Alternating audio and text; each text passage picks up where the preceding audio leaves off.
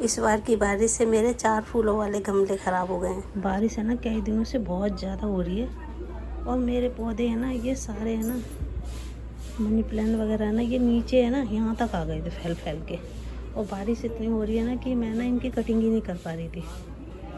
आज सुबह सुबह जब मैं उठी ना तो थोड़ी हल्की बारिश थी तो मैंने कैंची से ना सारे पौधों की कटिंग कर दी, क्योंकि है ना ज़्यादा बढ़ जाते हैं ना पौधे, वो सुंदर नहीं लगते देखने में, तो कटिंग करना ज़रूरी था।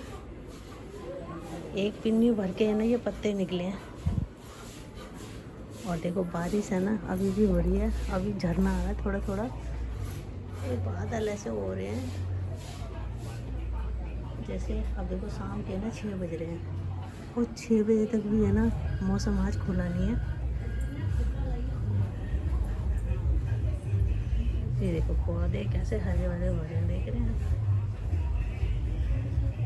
हमारे ना नल का काम हुआ था तो ये पाइप वगैरह ना भी मैंने फेंके नहीं है, जो बचे हुए पाइप हैं, तो अभी मैं ये पाइपों को भिगवाऊंगी। अभी पाइप है ना मैंने ऐसे ही रख रखे हैं ये।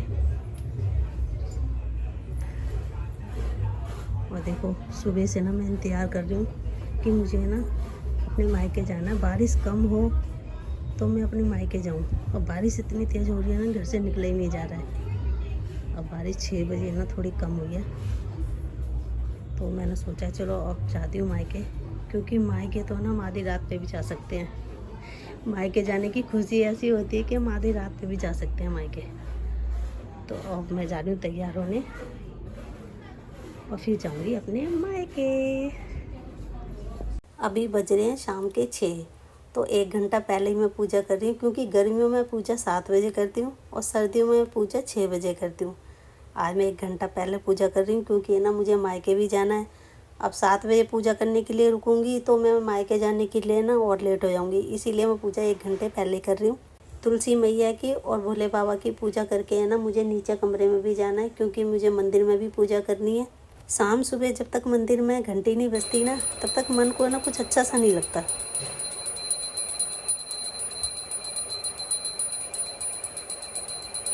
ये रखा मेरा बैग जो मैंने ना पहले ही तैयार कर लिया है। अब दिया बाती करने के बाद है ना मैं अपने घर जाती हूँ, अपने मायके। और मैं एक दिन मायके में रहने वाली भी हूँ, क्योंकि मेरे भाइयों ने ना पहले ही बोल दिया है कि जब भी आओगे ना एक दिन ज़रूर रुक के जाना है।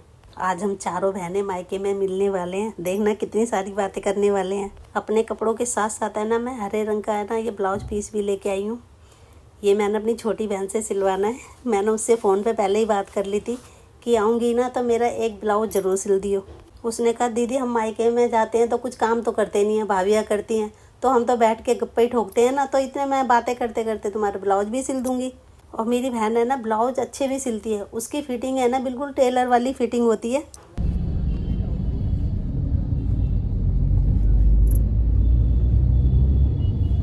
बारिश की वजह से ना इतना तो ये जगह जगह ना पानी भर गया है और ये देखो ट्रैफिक भी जाम हो गया है। रिंकू ने बोला है मम्मी बेल्ट लगा लो, क्योंकि आगे है ना ट्रैफिक वाले मिल जाएंगे, तो पहले बेल्ट लगा लो। इसको नानी के घर से आगे कहीं जाना था तो इसने बोला मम्मी मैं ही नानी के घर छोड़ दूंगा। ये देखो भोले बाबा के भक्तों को हरिद्वार से पैदल आ रहे हैं यहाँ पे अपने घर तक, और इतनी बारिश हो रही है और नंगे पैर हैं और इनके कंधों पे इतना वजन भी है। हरिद्वार से पैदल चल के आना कोई मजाक बात थोड़ी ना है। अभी मैं पीछे शिविर में गई थी जहाँ ये रात को रुकते हैं, खाना वाना खाते हैं, तो वहाँ पे है ना मैंने एक भोले बाबा के है ना भक्त के अंगूठे में ना 3-4 इतने मोटे मोटे छाले देखे। मैंने ना एक भोले से पूछा भी कि आपके तो ये कई सारे ये छाले पड़ रहे हैं, तो उन्होंने मुझे बताया कि ये छाले है ना हमारे हरिद्वार से रुड़की है कोई जगह, वहाँ से पड़े हैं, मगर वहाँ से पड़ने के बाद है ना ये हमारे यहाँ तक भी नहीं फूटे हैं। इसको हम भोले बाबा की कृपा ही कहेंगे, क्योंकि इतनी दूर से चलने के बाद भी नहीं फूटे हैं, वो भी पैदल, वो भी बिना चप्पलों के। उनके साथ है ना उनका एक लड़का भी था, उसमें ना इतना चलने का जुनून था। उसने कहा भोले बाबा की कृपा से आंटी हम हरिद्वार से यहाँ तक आ गए हैं, तो उन्हीं की कृपा से हम अपने घर तक भी पहुँच ही जाएंगे। बातों बातों में सफ़र का पता ही नहीं चला कि कब मेरा घर आ गया। अब मेरे घर पे मेरा इंतज़ार हो रहा है तो मैं चलती हूँ अपने मायके।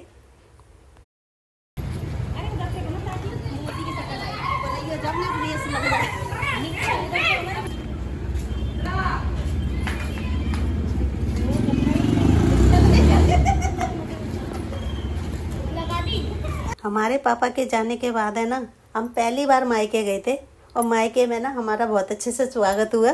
हमारे भाई और हमारी भाभियाँ हमारा इंतज़ार कर रहे थे। भाभीियों ने हमारी खातिरदारी भी बहुत अच्छे से की। खीर पूड़ी, छोले की सब्जी और पता नहीं क्या क्या सेक मारा। भाभियाँ तो हमारी हमेशा से ही खातिरदारी बहुत करती हैं, मगर इस बार है ना हैरानी ये हो रही थी कि हम कोई बिन त्योहार के गए थे, यानी कोई त्योहार भी नहीं था और उन्होंने ना इतना कुछ बना डाला। हमने उनको बोला भी कि भाभी ये इतना सारा करने की क्या ज़रूरत थी। उन्होंने कहा कि दीदी हम अपनी नंदों की इतनी खातिरदारी तो कर ही सकते हैं ना, लाला नहीं हुए तो क्या हुआ, हम तो है ना तुम्हारे लिए। अगले दिन मेरा व्रत था और भाभी ने ना जिम वाले गिलास इतने बड़े बड़े कई बारी मेरे को शेक पिलाया, वो भी ड्राई फ्रूट डाल डाल के। एक भाभी ने दिए हमें हरी हरी चूड़ियाँ।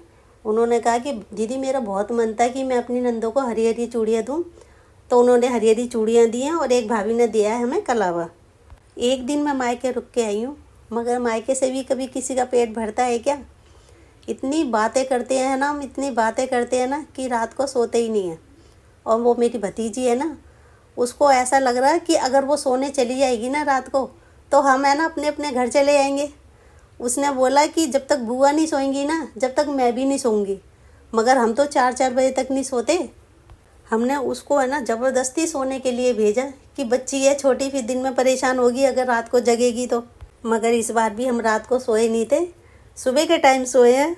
इस ब्लॉग को हम यहीं ख़त्म करते हैं। अगले ब्लॉग में हम फिर मिलेंगे, जब तक के लिए बाय बाय।